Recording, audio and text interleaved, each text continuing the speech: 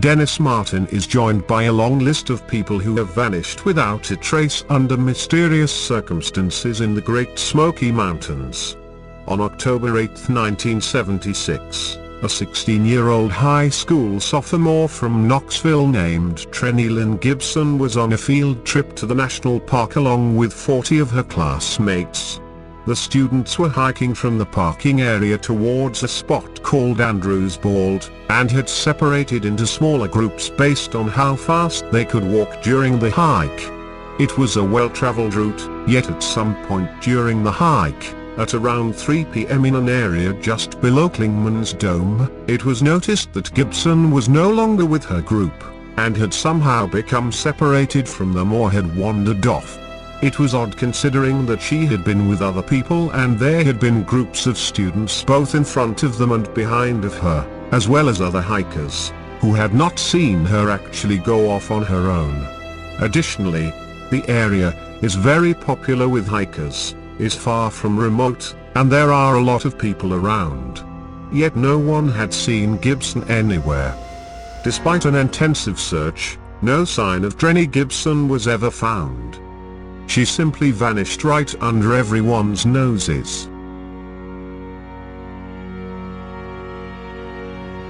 Another strange disappearance occurred on September 25, 1981, when 58-year-old Thelma Pauline Melton, often called Polly by her friends, was hiking with 2 of her friends near the Deep Creek campground. It was an easy trail that Melton had been hiking for 20 years, so she knew the lay of the land intimately, yet as they were hiking at a leisurely pace she rounded a bend in front of her friends and seemingly stepped off the face of the earth. Her friends searched the area where Melton had been just moments before, but could find no sign of where she had gone. Making the whole scene even more bizarre was that Melton was overweight, and suffered from high blood pressure and nausea for which she took medication, making it bizarre that she could have gotten so far away from her friends so fast. In fact, Melton's friends had been playfully teasing her about her slow pace not long before she vanished. Additionally, her medical condition had gotten her barred from driving at the time and she had no keys with which she could have driven away. She had also been a happy and well-adjusted individual with no discernible reason to want to vanish. Again, a massive search was launched, but no sign of Melton could be found. Authorities were unable to even get a good set of tracks to follow, which would have made things easier considering Melton's left shoe had apparently had a noticeable crack in the sole which would have made her tracks distinguishable and easy to differentiate from those of other hikers. Nevertheless, no trace of Polly Melton has ever been found and she remains missing. There are other strange disappearances in the mountains here that are even more recent. In 2008, 51-year-old Michael Hearon waved goodbye to his family and went out in his four-wheel drive truck to some forest land near their home in Blount County, Tennessee, which lies within the Great Smoky Mountains National Park. When the man did not return home as scheduled, a search was conducted and Hearon's truck was found in a clearing, with the ignition oddly still turned to the on position, and the mystery would only deepen from there. In the vicinity of the truck there could be found no trace of where Hearon could have gone or what had become of him. No footprints could be found, nor any trail through the dense underbrush that he could have used to go off on his own. Additionally, dogs could not pick up a scent and authorities could find no torn bits of clothing, no blood or tissue, no bones, no sign of a struggle, and indeed no sign that Hearon had ever even been there at all. It was as if he had just spontaneously ceased to exist. An ensuing search involved hundreds of volunteers and police officers, which faced heavy rains that moved in and threatened to erase any evidence there might be to find. None ever was, and Hearon seems to have vanished into thin air. In March of 2012, a 24-year-old man named Derek Joseph Luekin failed to turn up for work, and calls to his cell phone went unanswered. 2 2 days later it was determined that Derek had checked out of the microhotel Inn and Suites in Cherokee, North Carolina, near the Great Smoky Mountains National Park, on March 17, with surveillance video of him wearing a backpack to prove it. The video footage would be the last time anyone would ever see Derek Lueking.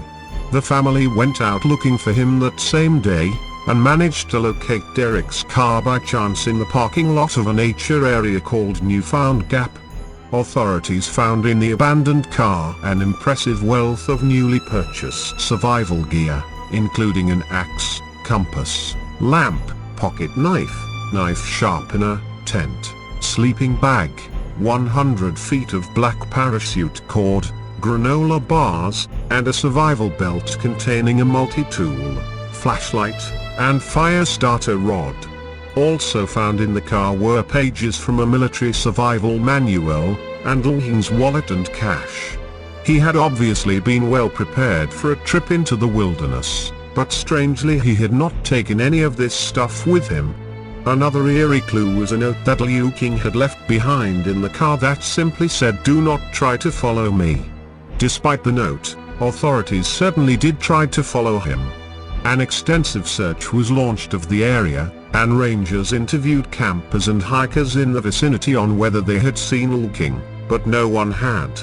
It was strange, since it had been a sunny and clear Saturday and the area full of people engaged in outdoor activities.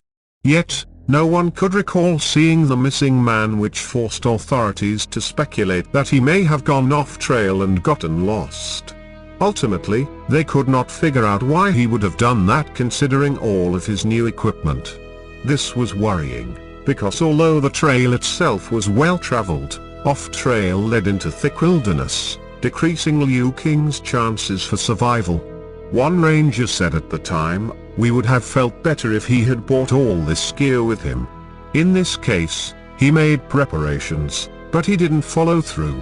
Authorities unsuccessfully continued their search and were baffled as to why he would have gone out on his own without his equipment, or why he had gone out to the park to begin with.